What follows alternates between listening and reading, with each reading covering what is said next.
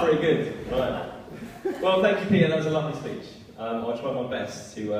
15 minutes. Keep going. I have heard that there's a lot of high rolling money going on this, so if you can get it right, whoever you are, come see me. I'm taking 10%. So, you've all had a drink. This is good. So you're all settled in for the long run.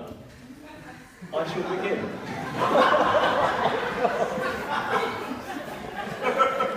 Good luck. Well, good afternoon, ladies and gentlemen, and may I first thank you all for coming, and I hope you've enjoyed this wonderful occasion so far. I should probably get this out of the way before anyone else gets there before me. So your exits are located here.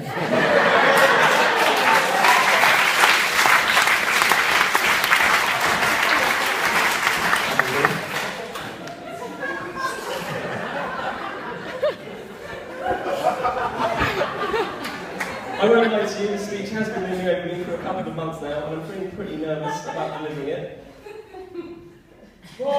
If there's anyone else feeling nervous or apprehensive, they've probably just married James Jardine. Don't worry too much, Emily. If you keep your spirits high and your expectations low, you can't go wrong with it. Some other thank yous I think I should also give out. Firstly, thank you to Emily and James' parents for organising this lovely event.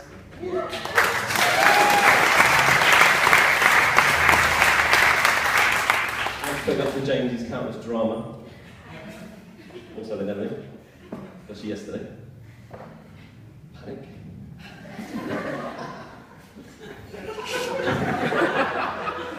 Also thanks to the other groomsmen, Tom, Webbo, Ian, Harry and Peter. I'm particularly looking forward to Ian Black on the dance floor later.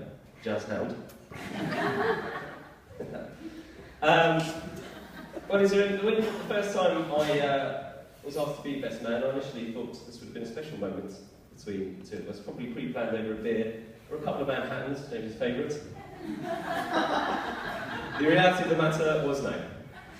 The question was popped to me on an averagely cloudy Sunday afternoon in a Ford Transit van stuck somewhere in the back end of London. I immediately felt this would be not good in store for Emily in the future, as James' impeccable organisational skills tend to go bad. When I first met James a long time ago, back in school, probably around about 10 years ago now, it was a long time, I'm still here. And my first thoughts were, he's a bit of a bonker. 10 years on, I can't say much has changed.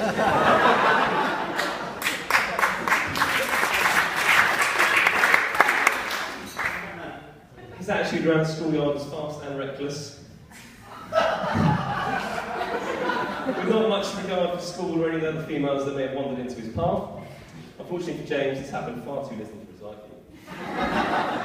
This is probably what attracted him to joining a band with myself and Peter Murphy. Give a wave. He was the flamboyant lead singer, we strive to be. I believe he once quoted himself as a new age white Jesus.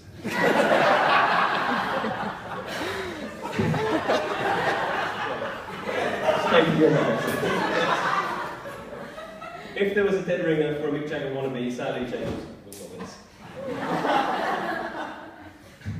I recall one time in Covent Garden where we were playing a late evening slot and James invited Jeanette and Tony down to watch his performance on stage. You may remember this. All was going well until I caught the sheer shock and terror on Jeanette's face when James decided to mount the high beam and started to gyrate around in what can only be explained as someone who was in clearly a lot of pain.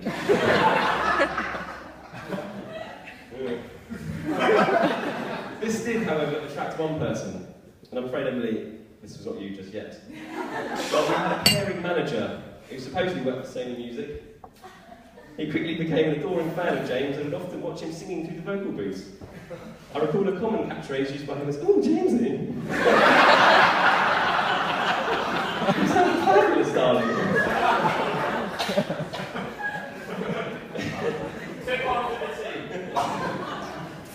Being James, he was loving the attention, as you just saw. And he was getting further fueling that his ego was carried away with him. But most often than not, he would drop us off back in Ascot and hand over 20 quid. I'm not sure if this was a hush money or it was actually part of a well-organised grooming gang. All right. I I believe this forward approach to life led James to many more adventures as he grew older. Another interesting moment in James's life I had the privilege to witness was a group skiing trip with some of the guests that are here tonight. Ooh, where's it going? I'm afraid to say the devil's nectar did get better at James on that night, and a few of us were standing by the bar, quietly trying to chat up a few fine ladies, when over waddles Mr. Jardine with his swagger and a belief that he's the funniest man alive. On this occasion, he literally could not be further from the truth. James decided to play wingman for me and a few others by repeatedly interrupting the newly found girls with what we were talking to. This clearly annoyed them, but James pursued in the belief this was helping us achieve our own goal. Before long, James just cranked up his efforts a few gears and, wait for it, decided to take his top off. It's coming.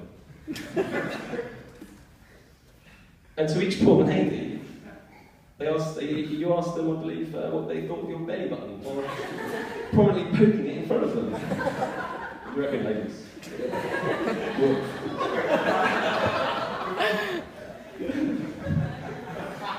Nutter.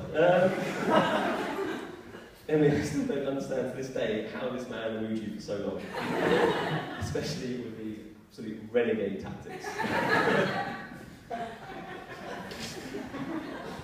Got 5 more pages of this. Still time. Good? Another more recent time was when I visited Las Vegas for a short break. I knew this was probably going to be an eventful holiday from the start when I invited James to join me in first class on the way to Los Angeles. He probably exercised the use of his call bell to full extent. And when the poor air hostess arrived to a slightly tipsy Jardine, I cannot stress enough the social etiquette in first class.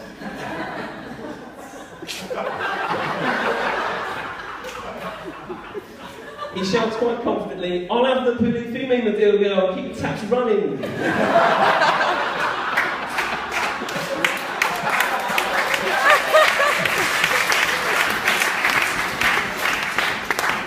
I thought I'd pretty much seen all the planes, but nope. So I'll fast forward to our first night out in the City of Sin. We all went pretty hard from the get-go, unfortunately with Tom Philby having to go teetotal as a result of pretty much giving his liver a run for its money. So please keep the orange juice flowing for that man. James, on the other hand, as he does decide to go on a wander, I believe the Jardine family are quite familiar with James's wanderings, and he's had a few. Is it right? Good. May I cast your mind back to New York over the festive holidays? Oh, I'll bring it all up. Wandering off in -7-degree cold. Didn't you call the police?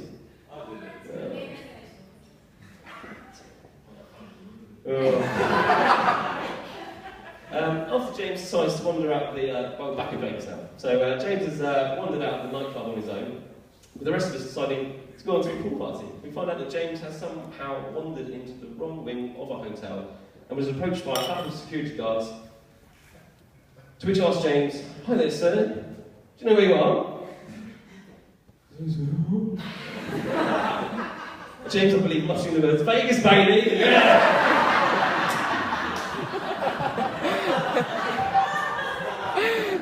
They then decide to place James into a wheelchair and dance around to different floors in the hope that this would jog his memory. I then found him in the bath on his own, singing Frank Sinatra, I think.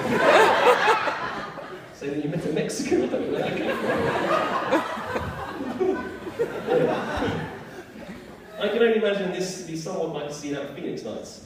James certainly knows how to have a good time, even if it is half the time on your own. Page 4.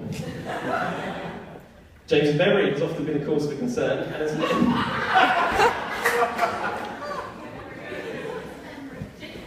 Remember this name?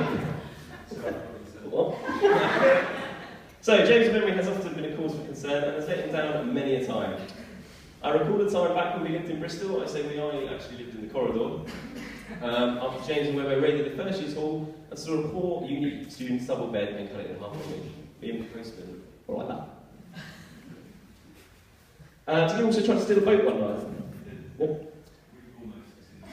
I actually just set off the fire extinguisher and then passed out and was extremely late for a family barbecue back home the next day.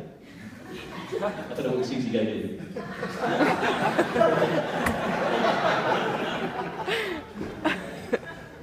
So this one time in Bristol, I believe it was on James and Emily's anniversaries, and James forgot to buy me a present.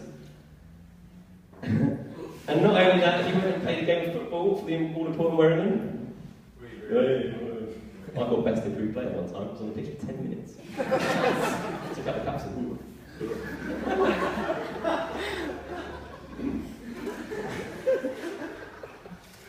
They're a misfit band of thereabouts, a far stretch from the Premiership. In order to make it up to Emily, James decided what could be more romantic than showing up with a frozen pizza, still in your football kit, and with the promise of a foot spa as an anniversary present. This, ladies and gentlemen, did not go down well and ended in about 2 weeks of being in the doghouse. I think you still got it, didn't you? Well, the list could go on, but I'm afraid we would be here all day. With the amount of stories I've got. However, this is not all bad, as it has been said that I introduced James and Emily by inviting Emily to one of our gigs up in town, as Murphy quite calls it, giggling. Yeah. Now, from those last few stories I've just told, I'm not quite sure what exactly attracted Emily to James. Maybe it was his cocksure attitude with a "I'll take no prisoners" view on life. Again, his quotes, not mine. I believe one of the first things James said about Emily after meeting her was around the lines of, "Mate, that is one hot fox."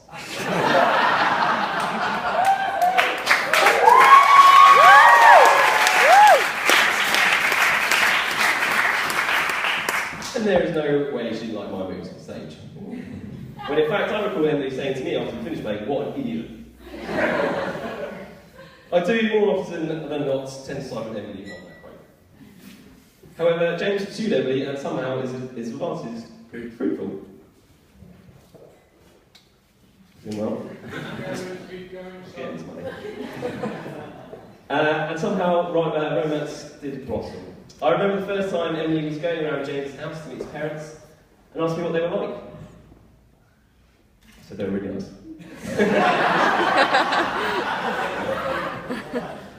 What can I say about James and Emily's relationship? Well, firstly, it's clear that they were meant to be together from the start. I'm pretty privileged to have had a front row seat throughout the start of their romance, and now stand here at their wedding as their best man. It's clear that James loves Emily with all of his heart.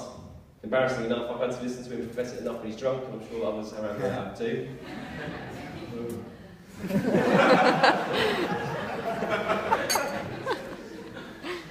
I don't believe I've met another couple that are more on the same page as each other. This, I'm guessing, has come from their parents' solid upbringing. From Jeanette's intervention video. Who hasn't seen it? Raise your hand. Right, it's on, next door. It's weird.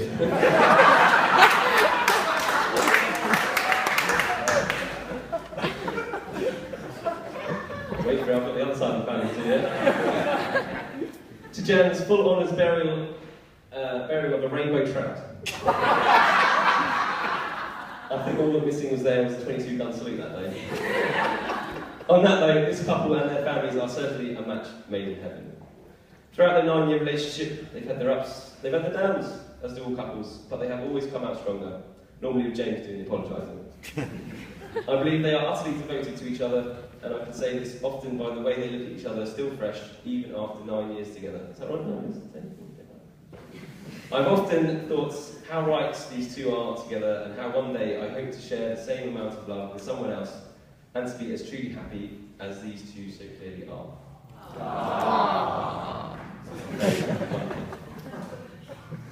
Tonight's the night.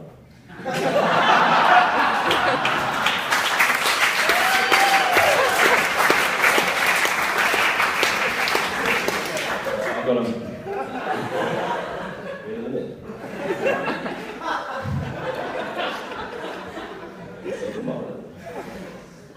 Anyway, ladies and gentlemen, may I take this opportunity to ask you to stand for just a moment. We're going to drink again.